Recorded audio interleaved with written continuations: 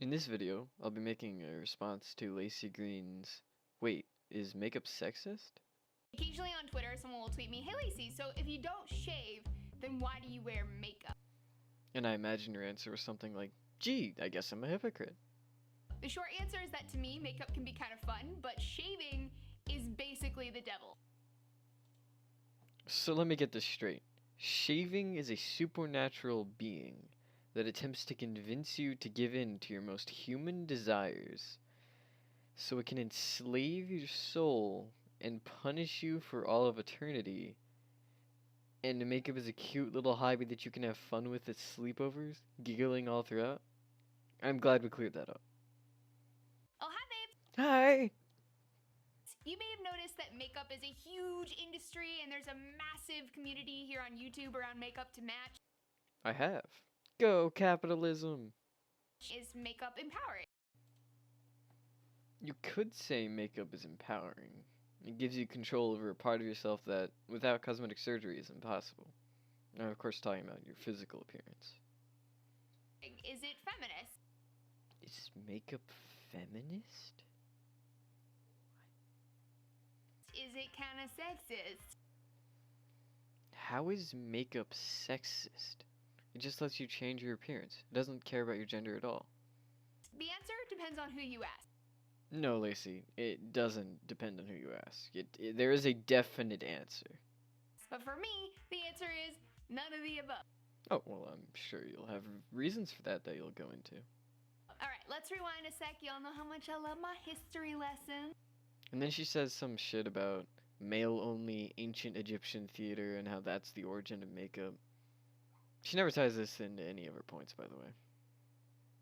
When Hollywood popped on the scene, makeup was advertised as a way to look like your favorite stars. Ka-ching, money in the bank. Makeup is now a bajillion million quadrillion dollar industry. Go capitalism! The way I see it, makeup itself is a neutral thing. This is not inherently empowering, inherently sexist, inherently feminist. It's just some stuff in a tube. Well, I'm glad you think that way. I don't know what I was gonna do if you were gonna argue that the actual stick was sexist. Where we run into gender equality and body image issues is all of the social context surrounding this too. So here are 5 questionable elements surrounding modern day makeup culture. Lacey, during your next shift, do you think you could wear a little blush or mascara or something? You're looking a little bit pale. Oh, sure. When I was a waitress, I was required to wear makeup. Employers are actually allowed to do this and they can fire you if you don't wear it. Yeah, WTF. Lacey, I'd like to ask you a question. When you were a waitress, did your company have a dress code? See, in the service industry, you represent your company, and if your company wants to be represented as a makeup-wearing female, then they should have the right to do so. Several women have sued and lost court cases over this. I'm sure the reason they lost the case is because there was an appearance code for both genders in the place of employment. That's what I call institutionalized sexism. If that's what you call institutionalized sexism, then that explains a lot, Lacey. Do you think if men had to choose between wearing makeup and getting fired, and then they sued their employer, that they would win the case? Because the answer is they wouldn't. Think about it. Requiring women to wear makeup by law demands more of their money and time. Lacey's text on the screen right there references Title VII of the Civil Rights Act of 1964. I got this from AAUW, the American Association of University Women website. If we look at these reasons that companies aren't allowed to discriminate, we do not see makeup. This is because makeup is not explicitly said. The closest thing you could consider it being under is other terms and conditions of employment. The problem is that this is pretty vague, and the courts have ruled, rightfully so, that the specifics of appearance codes is not one of the things that is covered here. It's premised on the idea that one of the main things a woman brings to the table is how she looks. It's not that your appearance is more of a factor when you're a woman. It's that makeup is more of a factor to your appearance when you're a woman. In my opinion, if you're gonna make makeup mandatory, it better be mandatory for the guys too. Well, in my opinion, you're a loon! Oh my god, girl, are you okay? Are you sick? You look like you're dying. We're all dying if you really think about it. Social pressure to wear makeup is subtler than job requirements to wear makeup, but I think it's just as powerful. It's the reason why people think men's bare faces are normal, whereas women's bare faces make magazine headlines. The makeup industry thrives upon and actively encourages this social pressure because it helps them make more money. Fun story, the last 2 times I was at Sephora and at MAC, the makeup artists there criticized my skin. Just straight up like, wow, you have some issues. I'm like, oh, I just came here for some lipstick, but thanks. Growing up, I felt like makeup was something I had to wear to avoid criticism or gain approval, and sadly, my experiences have only proved this to be true. However, the ongoing feminist dialogue in my head about how these beauty standards affect me has really kind of dulled out the pressure. It's also given me permission to do what makes me happy instead of everyone else. That's all well and good, but you don't need feminism to come to that conclusion. Man, I really wish I was a girl, then I could just put some makeup on this thing. Yeah, I've heard that concealer will destroy your penis and your masculinity, all in one gentle application.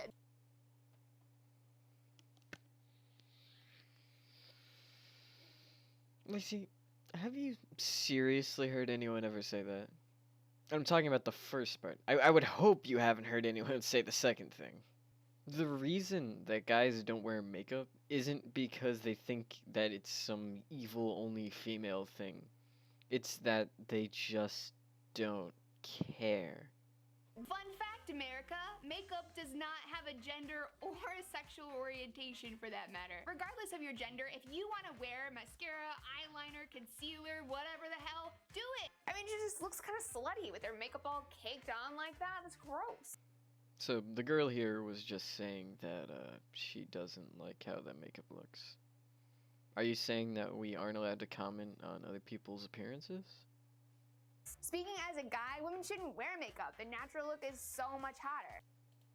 And the guy here was just giving his opinion on what he thinks looks hotter. He doesn't want to force women to look the way he wants them to look.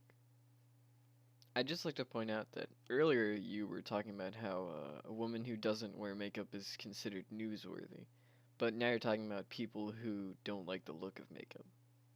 Just an interesting point.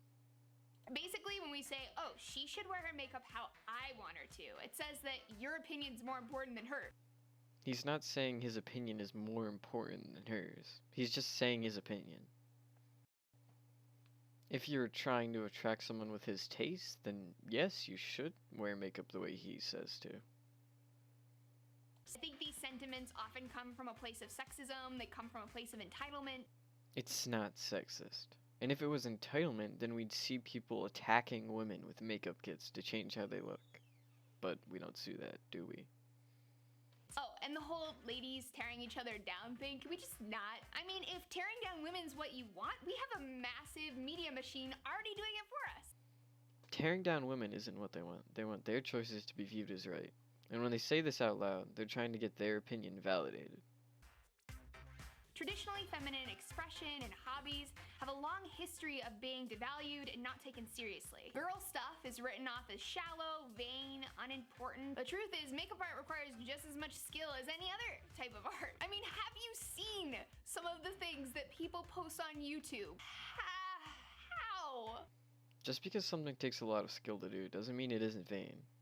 And people call almost everything that they don't do shallow. It's the Dunning-Kruger effect in action. Doing makeup art is a perfectly valid job, hobby, or personal interest. At the end of the day, there are a million different reasons why people do and don't wear makeup. And I think it's good and healthy to be critical and aware when we're wearing makeup, to ask ourselves why we wear it. And yet that process, which is called feminism. That process is not called feminism. I'm sorry to tell you this, but I believe the word you're looking for is introspection. Doesn't require an explanation or justification to anyone. Even when I wear makeup for reasons that isn't body positive and aren't really empowering, that's just me navigating all of the double standards in my life, all of the bullshit unsaid rules. I would imagine that when your life is so overtaken with feminism, that navigating it is like swimming in an ocean full of double standards. I don't think the solution to these contradictions is just to make more rules. The solution is to break the rules, to embrace what makes us feel happy and comfortable and inspired, to challenge the sexism that hinders our ability to really do that. And of course, we all need to be critical and aware of the role that these manufactured beauty standards play in our lives. Too long didn't read. Keep calm and do whatever the you want. I love you all. I will see you next time. Mwah. Well, I'd like to think I was calm, and this is whatever the fuck I want to do. Mwah.